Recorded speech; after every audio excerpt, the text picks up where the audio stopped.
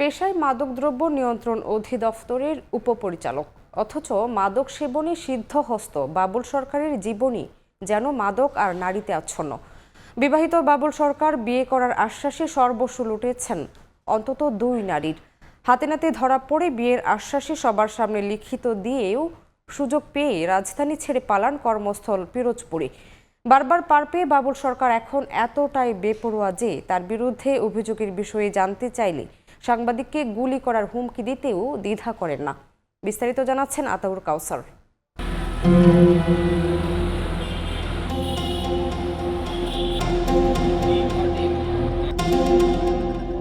মাদক সেবনের এই ছবি সাধারণ কোনো মানুষের নয়। মাদকদ্রব্য নিয়ন্ত্রণ অধিদপ্তরের পিরোজপুর শাখার দায়িত্বশীল পদে থেকেও অনাচারের চরমে পৌঁছা বাবুল সরকারের মগবাজারের কোটি টাকার ফ্ল্যাটে তোলা ছবিটির একজন তিনি নিজেই, আরেকজন নাম পরিচয় প্রকাশে অনিচ্ছুক এক নারীর। পুরাটাই একটা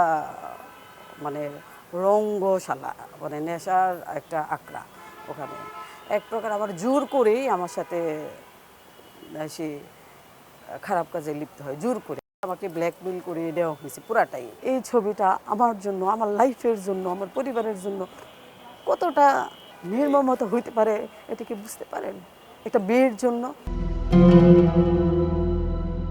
সামাজিকতার ভয়ে নাম পরিচয় প্রকাশে অনিচ্ছুক আরেক নারী সুবিচার পাওয়ার আশায় জানালেন বিয়ের আশ্বাসে তার সঙ্গেও বাবুল সরকারের অনৈতিক কর্মকাণ্ডের কথা।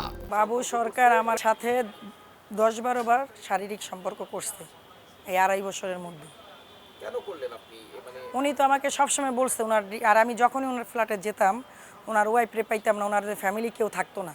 তাই আমি ভাবছি যে ঠিকই, তাহলে ওনাদের হাজব্যান্ড ওয়াইফ রিলেশন নাই, তো এর জন্য আমিও ওনার প্রতি একটু দুর্বল হয়ে পড়ছিলাম। উনি বরিশাল তো এখন ওইভাবেই বলছে যে এই যে ঢাকা ট্রান্সফার করে আসলেই তোমাকে আমি বিয়ে করব। কয়েকদিন মিশার পর বোঝা গেছে যে ওনার মতন জঘন্য মানুষ আর দ্বিতীয়টা নাই। উনি মেয়েদের সাথে অনেক ভালো ব্যবহার করে কথা বলে ওনার কাছে নিয়ে তারপর মেয়েদের জোর জবত অনেক কিছু করে। যা দেখতাম যে উনি প্রচুর পরিমাণ বাবা খায় ওনার ঘরে, বাবার মনে হয় সব কিছুর ভিতরেই দেখি এই কোনায় ওই কোনায় বাবা। সামাজিক অসম্মানের কথা ভেবে প্রশাসনের দ্বারে না গেলেও বাবুল সরকারের হুমকিতে তটস্থ ভুক্তভোগী 2 নারী। ঠেট দেয় যে আমি তো বরিশাল থেকে ট্রান্সফার হইয়া ঢাকা যাচ্ছি, তোদের দেখা সারমু, এই তোদেরকে মাইরা ফেলামু। এসব বিষয় নিশ্চিত হতে সময় সংবাদ হাজির হয় বাবুল সরকারের মগবাজারের ভবনে, তবে তিনি কিংবা মালিক সমিতির কারো দেখা মেলেনি। এদিকে অভিযোগের সত্যতা জানতে তাকে ফোন করা হলে এই প্রতিবেদককে হুমকি দেন বাবুল সরকার। হ্যালো, কিন্তু পিস্তলে গুলি ঢুকবে, তুমি বাড়াবাড়ি করলে কিন্তু পরিস্থিতি খারাপ হবে। আমার টিম নিয়ে আসা লাগে, তাহলে কিন্তু ভাই একবার ওপেন ফায়ার করে দেবো। কাকে বলতেছেন? আমাকে? মাদকদ্রব্য নিয়ন্ত্রণ অধিদপ্তরের সহকারী পরিচালক হয়ে বাবুলের এমন কর্মকাণ্ড অনেকে জানলেও বিষয়টি নিয়ে অবগত নন বলে জানান নতুন মহাপরিচালক। সেই সঙ্গে আশ্বাস দেন প্রয়োজনীয় ব্যবস্থা গ্রহণের। আইনে যে ক্ষমতা দেওয়া আছে সেই ক্ষমতাকে প্রয়োগ করবেন।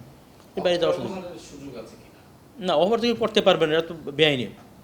অহবার তো কখনই গ্রহণযোগ্য না।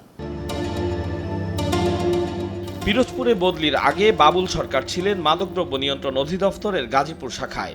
অভিযোগ আছে তার বিরুদ্ধে নানা অভিযোগ ওঠায় ও প্রমাণ মেলায় দণ্ড হিসেবে বদলি হয় তার। আতাউর কাউসার, সময় সংবাদ, ঢাকা।